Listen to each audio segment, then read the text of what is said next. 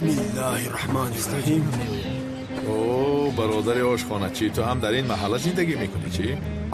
انا بینین اوضشم اوض کلتکلس نیست. همین مردم هم میفهمونن مرا نفهمیدستن. زامبی تفشو تو دامولای ساخته هستی، تو زامبی هستی به قبرستان رفته در قبرت خواب کن. این چی گرم گورزه خواب کن خودت زامبی هستی، نمیگی با خودی کلتکلس هستا؟ وقتا کسی میگه اگر کلتکلس نیست در زندگی خطاگی بزرگ میکنه. از کجا مونن؟ گورزت بگویم. یک لحظه برادر آروم باشید، عصبی نکنید ملایمم را. شما التماس آروم شوید، همش گذشت التماس.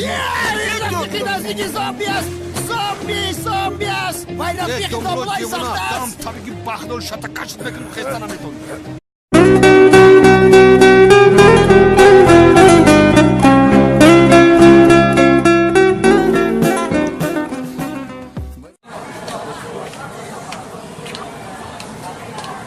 رسمی بانوی من در کجا باشه؟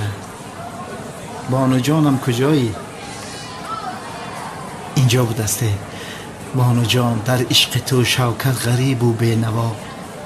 به خدا پیش عشق تو هم یه صغره بیچاره بودم. بسم الله. من کیا؟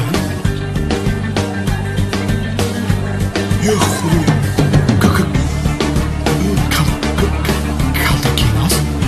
خدا اوسته کلتکلس است. یا خدا جانمه، شوکت رو در پناهت نگهبان باش. روحش را شاد گردان، جویش را جانه، منزل آخرتش را آباد سازو در نظر من نتوان. یا خدا جان، این همش در خیالم است. در آنجا یه چیز نیست میدونم.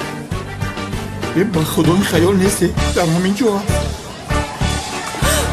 بانو جان. ها چی میگویی؟ ممکن است من از تو یک سوال پرسم؟ چی میپرسی؟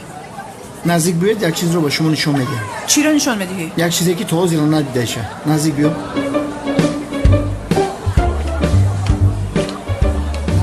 بانو امیر رو میشناسید؟ کی رو؟ کلتکلس رو.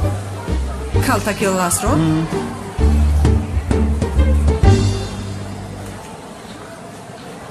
کلتکلس است کو؟ میدونی کلتکلس رو؟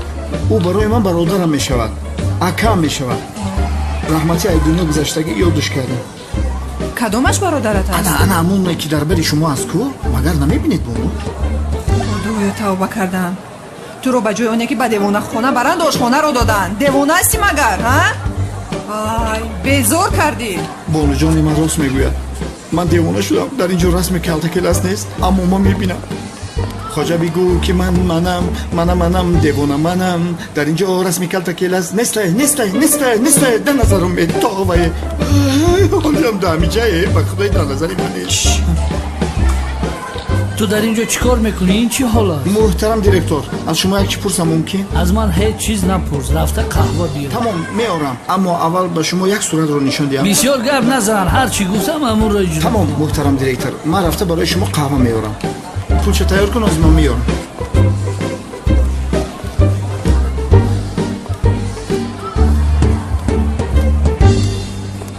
عزت کن اینجا بیا. بگی صورت امیر دفع کنیم اینجا. حاضر میگیرم جناب دیرکتور، حاضر. جناب احمد وقتی خودش رو تغییر داده است، رسمش رو نیست تغییر دهد. بسیار خوب. و بیا اینجا را توضیح کن.